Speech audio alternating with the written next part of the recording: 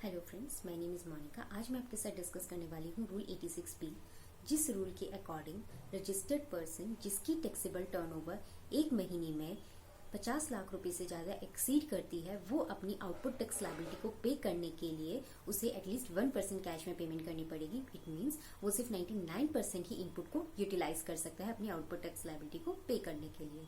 Main focus की बात इसमें यह है कि 50 लाख रुपीज की जो लिमिट है that is for per month and that is only for taxable turnover. मेरी 50 लाख की देखी जाएगी taxable turnover, not a total turnover.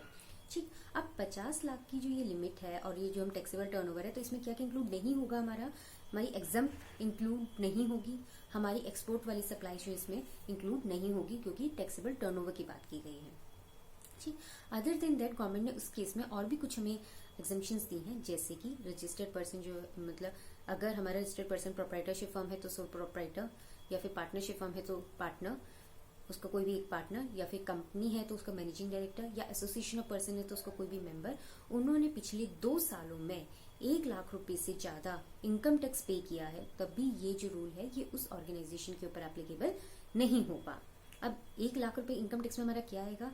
Self assessment tax, advance tax और हमारा जो भी टीडीएस डिडक्ट हुआ है वो भी इंक्लूड होके तभी 1 लाख रुपए की लिमिट जो है दी जाएगी।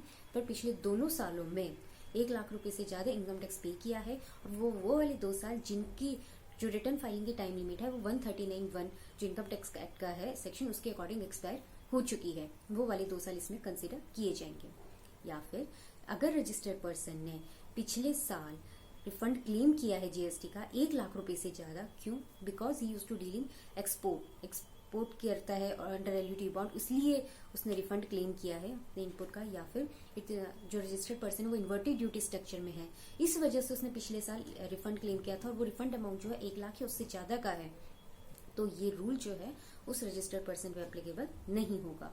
अब इन्वर्टेड ड्यूटी स्ट्रक्चर हमारा क्या होता है कि हमारे आउटपुट पे जो टैक्स लायबिलिटी है वो कम है एज कम्पेयर टू जो इनपुट है, उस पर हमारा ज्यादा टैक्स लग कर आता है। ठीक है, तब भी ये रूल उस रजिस्टर्ड पर्सन पे एप्लीकेबल नहीं होगा अगर उन्होंने पिछले साल रिफंड क्लेम किया और रिफंड का जो अमाउंट है वो 1 लाख रुपए या उससे ज्यादा का है। अदर देन दैट अगर किसी रजिस्टर्ड पर्सन ने क्यूमुलेटिवली देखा जाएगा सारे मंथ मिला के, अगर ऑलरेडी 1% से ज्यादा कैश पेमेंट कर दी है, तब भी ये रूल एप्लीकेबल नहीं होगा। जैसे मैं एक एग्जांपल लेती हूँ, जस्ट सपोज आई मीन जून 2021 और अब मैं अप्रैल, मई, जून तीनों की टर्न ओवर एड कर रही हूँ टैक्सेबल टर्न ओवर पे, जो भी मेरा आउटपुट टैक्स बन रहा है वो उस आउटपुट टैक्स का अगर मैं 1% निकाल रही हूँ, जस्ट सपोज मेरा output tax liability 10 lakh rupees बनी हुई है। ठीक है, तो अब उस 10 लाख रुपीज का अगर मैं देख रही हूँ ऑलरेडी वो जो रजिस्टर्ड पर्सन है वो 10,000 रुपीज ऑलरेडी किसी पिछले मंथ में पे कर चुका है, तो ये जो रूल है उस पर्टिकुलर मंथ के लिए उस रजिस्टर्ड पर्सन पे एप्लीकेबल नहीं होगा। बट ये हर महीने में क्यूमुलेटिवली देखी जाएगी, तो भी अगर मतलब वो पे कर चुका है पहले कैश में ऑलरेडी इतना अमाउंट 1% या उससे ज्यादा, तो ये रूल उसके ऊपर एप्लीकेबल नहीं होगा। अदर देन दैट ये रूल एप्लीकेबल नहीं होता है गवर्नमेंट इंटरप्राइजेस पे, या फिर पब्लिक सेक्टर अंडरटेकिंग्स पे, या फिर लोकल अथॉरिटी पे एंड स्टेट्यूटरी बॉडीज पे, इन पे भी ये रूल एप्लीकेबल नहीं होता है। अदर देन दैट डिपार्टमेंट ने एक और चीज बोली है कि अगर कमिश्नर को कभी लगता है या कोई और ऑफिसर जिसको कमिश्नर ऑथराइज करता है, उन्हें ये लगता है कि इस रूल की वजह से बहुत ज्यादा जेन्युइन हार्डशिप फेस करनी पड़ रही है किसी पर्टिकुलर ऑर्गेनाइजेशन, तो उस पर्टिकुलर केस में उस ऑर्गेनाइजेशन को इस रूल से एग्जम्पशन दी जा सकती है।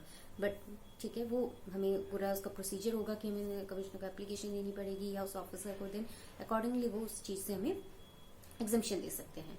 सो इसमें मेन फोकस की बात जो है कि ये रूल लगेगा अगर आपकी टर्नओवर जो है टैक्सेबल टर्नओवर एक महीने में 50 लाख से ज्यादा एक्सीड कर रही है। इस रूल को अभी गवर्नमेंट ने इंट्रोड्यूस किया था 22 दिसंबर 2020 को बाय नोटिफिकेशन नंबर 94/2020। इस रूल को लाने का गवर्नमेंट का मेन पर्पस था ताकि इनपुट को जो हम यूटिलाइज करते हैं अपने आउटपुट टैक्स लायबिलिटी को पे करने के लिए उस पर रिस्ट्रिक्शन लगा दी जाए। ठीक है, उस पर रिस्ट्रिक्शन लगा सके उसको यूटिलाइजेशन पे। ओके, तो इस पर्पज से लाई थी, और इसको फ्रॉडलेंट मेनली जो हमारे टैक्स पेयर्स थे उसको कंट्रोल करने के लिए, जो फ्रॉडलेंट आईटीसी अवेल कर लेते हैं उस चीज को कंट्रोल करने के लिए गवर्नमेंट ये रूल लेकर आई है। तो इस रूल की रिगार्डिंग गवर्नमेंट थोड़ा सा स्ट्रिक्ट भी है, मतलब कई जगह लिखा है कि अगर आप ऐसा नहीं करेंगे तो उसके कॉन्सिक्वेंसेज ज्यादा वो हो सकते हैं, क्योंकि गवर्नमेंट स्ट्रिक्ट है आजकल इन रूल्स के रिगार्डिंग में। तो आपको मेक श्योर करना है कि आप इस सब रूल्स को अच्छे से फॉलो करें। Thank you for watching. Thank you.